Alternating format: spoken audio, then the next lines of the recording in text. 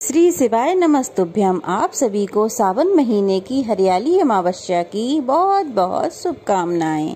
हरियाली अमावस्या के दिन खास तौर पर देवी पार्वती और भोलेनाथ की पूजा करने से उनकी कृपा सदैव बनी रहती है और आज के दिन की गई पूजा पाठ से वे प्रसन्न होकर अपने भक्तों की मनोकामना को अवश्य ही पूर्ण करती हैं। कुंवारी कन्याएं अगर इस दिन देवी पार्वती और भोलेनाथ की पूजा करती हैं तो उन्हें मनचाहा वर मिलता है। इसके अलावा सुहागिन महिलाओं को अखंड सौभाग्य की प्राप्ति होती है। जिन लोगों की कुंडली में काल सर्प दोष, पितृ दोष और शनि का प्रकोप है, वे हरियाली अमावस्या के दिन शिवलिंग पर जलाभिषेक, रुद्राभिषेक या पंचामृत से अभिषेक करते हैं तो उन्हें लाभ होता है। इस दिन शाम के समय मंदिर में या नदी तालाब पे दीप दान करने का भी बड़ा महत्व है। मान्यता है कि चंद्रमा की शक्ति आकाश में क्षीण होकर जल में प्रवेश कर जाती है, तो ऐसे में सभी पवित्र नदियों के जल में दिव्य शक्तियों का वास हो जाता है। तो इसीलिए आज के दिन गंगा जी में या अन्य पवित्र नदियों में स्नान करने के लिए कहा जाता है। यदि आपको गंगा जी में जाकर स्नान करना संभव ना हो तो आप घर के ही पानी में गंगा जल मिलाकर स्नान करें और इस दिन हरियाली अमावस्या की यानी कि सावन अमावस्या की पूजा करते समय कथा भी जरूर सुननी चाहिए। तो आज हम सुनेंगे सावन अमावस्या की पौराणिक कथाएं। पहली पौराणिक कथा के अनुसार भगवान शिव को पति रूप में पाने के लिए पार्वती माता बड़ी कठिन तपस्या कर रही थीं। उस तपस्या से समाधि में लीन भगवान शिव भी विचलित हो गए। ऐसा माना जाता है कि हरियाली अमावस्या के दिन भगवान शंकर ने देवी पार्वती की कठिन तपस्या की परीक्षा लेने के लिए सप्त ऋषियों को उनके पास भेजा था। सप्त ऋषि पार्वती जी के निश्चय की परीक्षा करने के लिए भगवान शंकर के बारे में झूठी झूठी बातें करने लगे।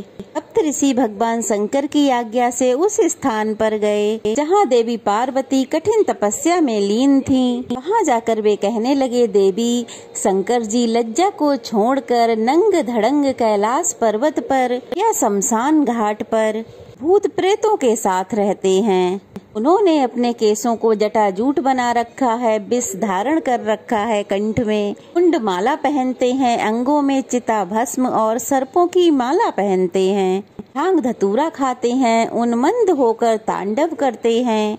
उनके कुल, खानदान, माता पिता, पितामह, गोत्र, जाति आदि तक का कुछ पता नहीं है। वे खेती, व्यापार, अन्न, धन और घर से शून्य हैं। हे देवी, फिर ऐसे में तुम्हारा निर्वाह उनके साथ कैसे होगा? वे उदासीन और काम के शत्रु हैं। उन्होंने पहले देवी सती से विवाह किया और जब देवी सती ने कुछ समय बाद यज्ञ में खुद को भस्म कर लिया, इसके बाद से उन्होंने औघड़ रूप धारण कर लिया और खुद स्वतंत्र होकर ध्यान में रम गए। ऐसे वर को पाकर तुम्हें भला क्या सुख मिलेगा? वर के रूप में कुल, धन, घर आदि जो कुछ भी रूप देखे जाते हैं, हे देवी, उन शंकर जी में तो एक भी गुण नहीं है। लोक में प्रसिद्ध हैं कन्या वरेते रूपम, माता वित्तम, पिता श्रुतम, बांधवा कुलम इच्छन्ति, स्थान मित्रे जना। अर्थात वर के अंदर कन्या रूप, माता धन, पिता विद्या और बंधु बांधव अच्छा कुल देखना चाहते हैं। तू आम आदमी मिठाइयों पर नजर रखता है। अब तुम ही देखो, उन 3 नेत्रों वाले में इनमें से एक भी गुण नहीं है, इसलिए तुम उन्हें छोड़ दो और लक्ष्मीपति भगवान विष्णु जो वैकुंठ में रहते हैं, उन्हें अपना पति चुन लो। तब देवी पार्वती ने हंसते हुए सप्त ऋषियों से कहा, हे ऋषियों, भगवान शंकर अकिंचन हैं। संसार की समस्त संपत्तियां उन्हीं से उत्पन्न हुई हैं। वह भयंकर रूप है फिर भी कल्याणकारी कहे जाते हैं। महादेव जी तो विश्वेश्वर अर्थात इस संपूर्ण विश्व के स्वामी हैं। उन्हें भला खेती, व्यापार या नौकरी की क्या आवश्यकता है? वे नंगे रहें, गज चर्म पहने या रेशमी वस्त्रों से सुसज्जित रहें, शरीर में सांप लपेटें या रत्न आभूषण, वे त्रिशूल, खप्पर आदि लें या उनके मस्तक पर चंद्रमा चमकता रहे। इससे उनके विश्व के स्वामी होने में कोई अंतर तो नहीं रह जाता। मैं आप लोगों की कोई सीख नहीं सुनना चाहती हूँ। कृपया आप लोग अपने अपने स्थान को पधार जाइए।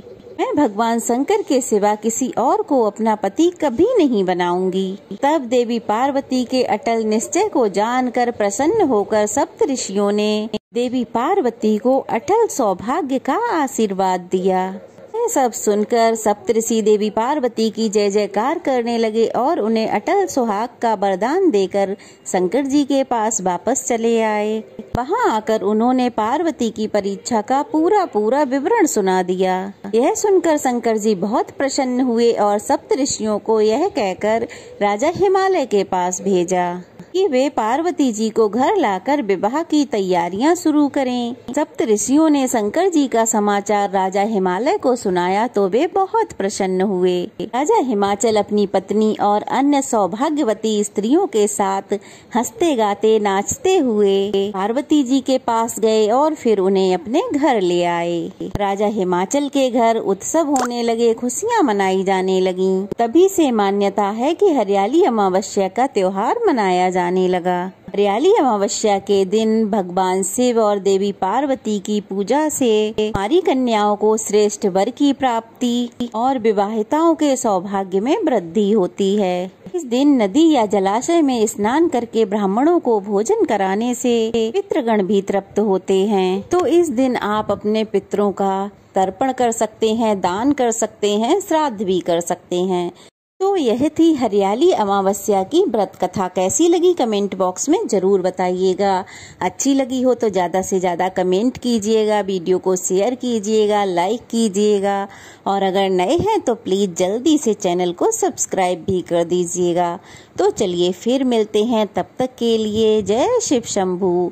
श्री शिवाय नमस्तुभ्यम। भगवान शिव और माता पार्वती की कृपा सदा सर्वदा यूं ही हम सब पर बनी रहे।